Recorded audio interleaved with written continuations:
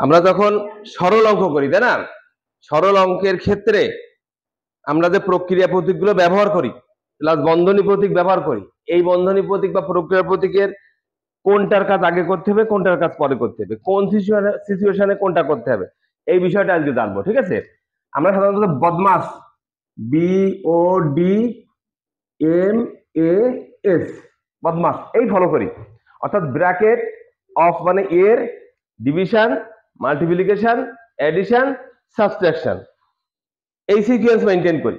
অর্থাৎ প্রথমে ব্র্যাকেট থাকলে ব্র্যাকেটের প্রথম বন্ধনী বা ফার্স্ট ব্র্যাকেটের কাছে আগে করি, তারপরে সেকেন্ড ব্র্যাকেট, তারপরে থার্ড ব্র্যাকেট, তারপরে অফ মানে এর, ডিভিশন মানে ভাগ, মাল্টিপ্লিকেশন গুণ, এডিশন যোগ, আর সাবট্রাকশন বিয়োগ।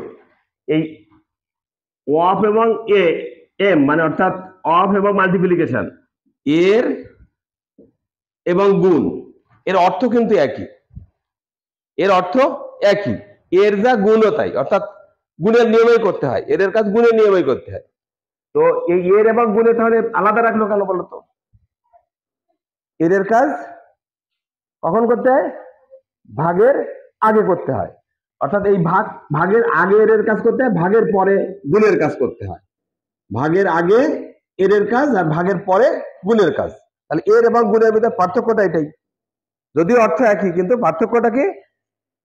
ভাগের আগে করতে হয়, যোগ বিয়োগ গুণ ভাগের আগে করতে হয় এর কাজ, আর ভাগের পরে করতে হয় গুণের কাজ।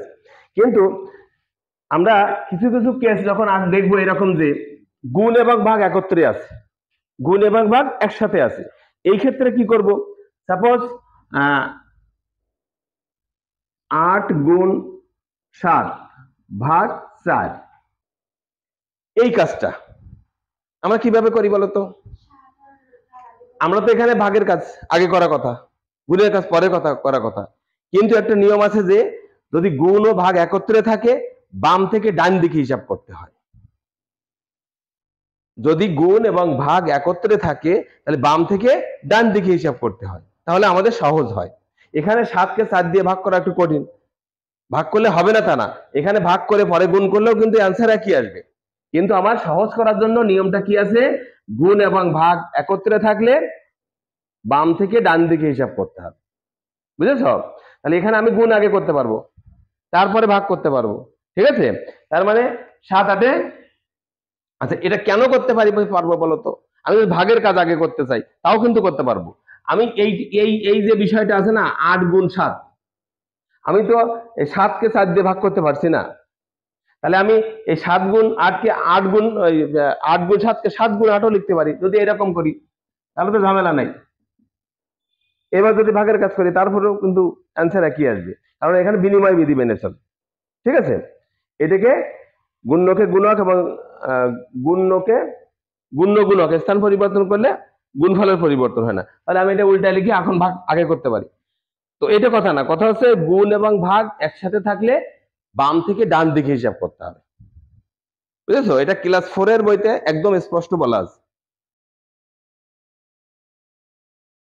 এটা দেখে নিতে পারবা যে গুণ এবং ভাগ একসাথে থাকলে আমরা বাম থেকে ডান দিকে হিসাব করব। তাহলে এই কাজটা আমি কি করতাম?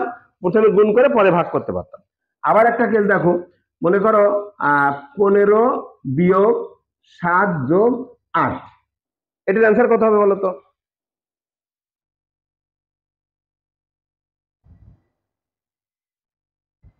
আগে তো এডিশন পরে সাবট্রাকশন, আমরা যেটা করি, কত হবে অ্যান্সার? শূন্য। আমরা এই যে মানে ভ্রান্ত ধারণাগুলো ক্লিয়ার করতে হবে। আমরা অনেকেই বলি শূন্য হবে অ্যান্সার, কারণ এই 8 7 যোগ করি 15 হয়, 15 থেকে 15 বিয়োগ করি 0 হয়, একদম সহজে হিসাবে এটা করে ফেলি, তাই না, যে যোগের কাজ আগে করতে হবে। কিন্তু আসলে তাই আমি এখানে এই দুটো কি যোগ করতে বলেছি না? যোগ করতে বলে নাই তো, এটা তো একটা বিয়োগ একটা যোগ, যার বামে যে চিহ্ন আছে সে সেই চিহ্নের মালিক। তাহলে 7-এর আগে কি আছে? বিয়োগ, 8-এর আগে যোগ, তাহলে দুটো যোগ করার তো রাইট নেই তোমার, তাই তো? তো এই ক্ষেত্রেও একটা নিয়ম আছে, সেই নিয়মটা কি? যোগ এবং বিয়োগ যদি একসাথে থাকে তাহলে বাম দিক থেকে ডান দিকে হিসাব করতে একদম সহজে অ্যান্সারটা পেয়ে যাবো। তাহলে একই, আর যোগ আর বিয়োগের ক্ষেত্রেও একই, যে বিয়োগ এবং যোগ যদি একত্রে থাকে বাম থেকে ডান দিকে হিসাব করতে হবে।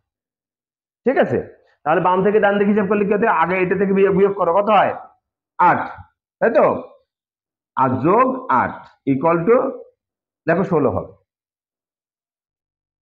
বুঝছো কিনা? না এখানে কি হলো, এখানে বিয়োগ করলাম, তাহলে বিয়োগ করলে 8 আর তারপর যোগ করলাম 8, 8 আর 16, ঠিক কিনা? বুঝছি? তাহলে এই বিষয়টা বুঝতে হবে। তাহলে আমরা কি শিখলাম, গুণ এবং ভাগ একত্রে থাকলে বাম থেকে ডান দিকে হিসাব করতে হবে, তেমনি যোগ এবং বিয়োগ একত্রে থাকলে বাম থেকে ডান দিকে হিসাব করতে হবে।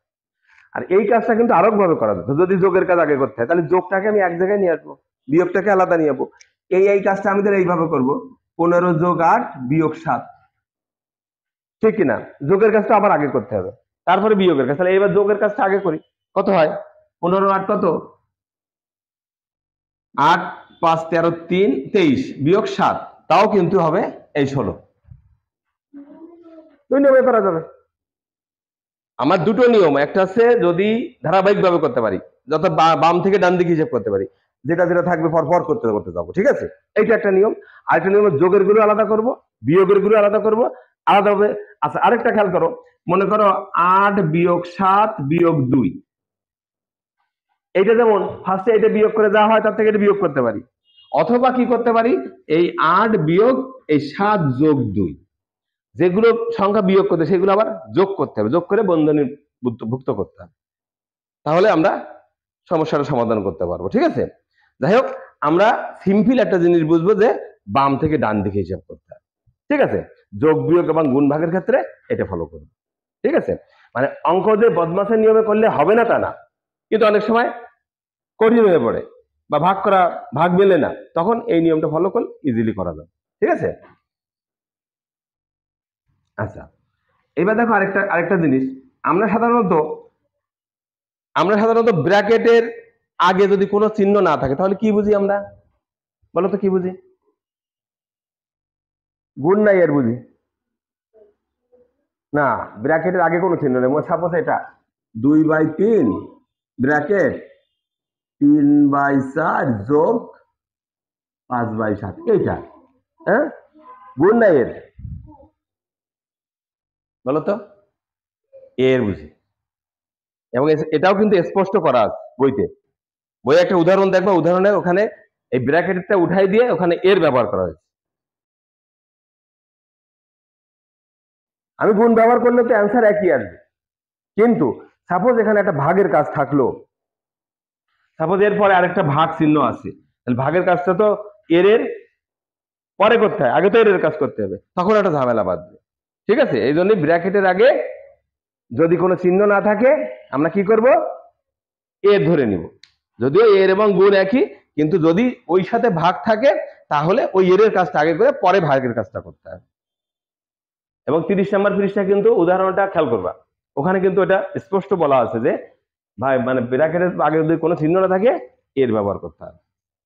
ক্লিয়ার? ওকে, তাহলে আমরা সরল সরল অঙ্কের ক্ষেত্রে এই ঝামেলাগুলো পড়ি, সেগুলো আমরা বুঝলাম। ঠিক আছে।